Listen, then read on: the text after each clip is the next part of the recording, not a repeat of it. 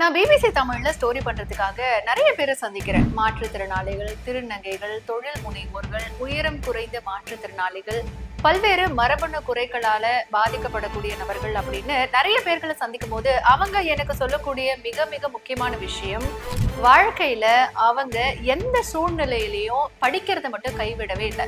அவங்க உடல்நல குறைபாட்டால பாதிக்கப்பட்டாலும் கூட இன்னைக்கு சமூகத்துல அவங்க மிக உயர்ந்த இடத்துல இருக்காங்க அப்படின்னா அதுக்கு மிக முக்கிய காரணம் அவங்க படிச்சிருக்கிற படிப்பு. இன்னைக்கு இன்ஸ்டால நிறைய பேரு படிக்கிறதுனால என்ன ஆக போகுது அப்படின்னு சொல்லி நிறைய பேர் கேள்வி கேட்கறாங்க, கிண்டல் பண்றாங்க. ஏன் என்னுடைய வீடியோஸ்ல கூட கமெண்ட்ஸ் எல்லாம் போடுறாங்க, படிச்சு என்ன ஆக போகுது அப்படின்னு அவங்க சொல்றாங்க. ஆனா நீங்க பெரிய பெரிய எக்ஸாம்பிள்ஸ் எல்லாம் நீங்க போய் கஷ்டப்பட்டு எல்லாம் தேடி எல்லாம் படிக்கவே வேண்டாம். உங்க வீட்டுல உங்க அப்பா என்ன செய்யறாரு, உங்க தாத்தா என்ன செய்யறாரு, உங்களுடைய தாத்தாவோட அப்பா என்ன செஞ்சிட்டு இருந்தாரு, நீங்க இப்போ என்ன பண்ணிட்டு இருக்கீங்க, இதை மட்டும் நீங்க ஜஸ்ட் ரியலைஸ் பண்ணி பார்த்தாலே போதும் படிப்பு எந்த அளவுக்கு உங்களுடைய தலைமுறையை மாற்றி இருக்கு அப்படிங்கறத உங்களாலேயே எளிதா உணர முடியும்.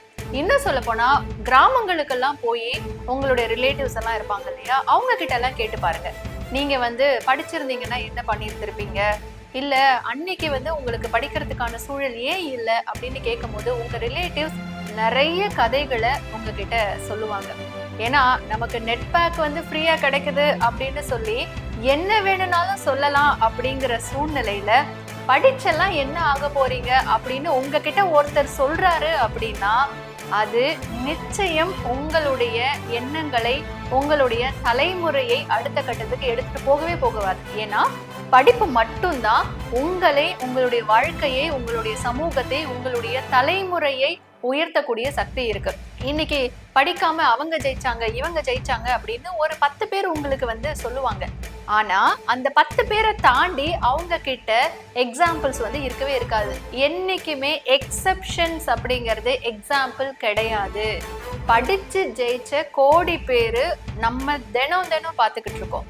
அதனால உங்களுக்கு வாழ்க்கையில படிக்கிறதுக்கான வாய்ப்புகள் இருக்கு அப்படின்னா ரொம்ப ரொம்ப சந்தோஷப்படுங்க. ஏன்னா படிக்கிறதுக்கான வாய்ப்புகள் இல்லாம உலகத்துல கோடிக்கணக்கானவங்க இன்னைக்கும் பட்டினியாலையும் பசியாலையும் துடிச்சுக்கிட்டு இருக்காங்க. அப்போ படிக்கிறதுக்கான வாய்ப்பு நமக்கு கிடைச்சிருக்கு அப்படின்னா அந்த வாய்ப்பை பயன்படுத்தி நம்மளை முன்னேற்றிக்கிறதுக்கு மட்டும் இல்லாம நம்மளுடைய சமூகத்தையும் நம்ம முன்னேற்றினா மட்டும்தான் நம்ம படிக்கிறதுக்கான பயன் அப்படிங்கிறது முழுமையா நமக்கு கிடைக்கும். யாராவது உங்ககிட்ட படிப்பு என்ன கொடுக்குது அப்படின்னு கேட்டாங்கன்னா அவங்க குடும்பத்துல பாருங்க, எல்லாருமே டாக்டருக்கு படிச்சிருப்பாங்க, லாயருக்கு படிச்சிருப்பாங்க, என்ஜினியரிங்க்கு படிச்சிருப்பாங்க, எல்லாத்துக்குமே படிச்சிருப்பாங்க. ஆனா நம்மள மட்டும் படிக்காதுன்னு சொல்லுவாங்க.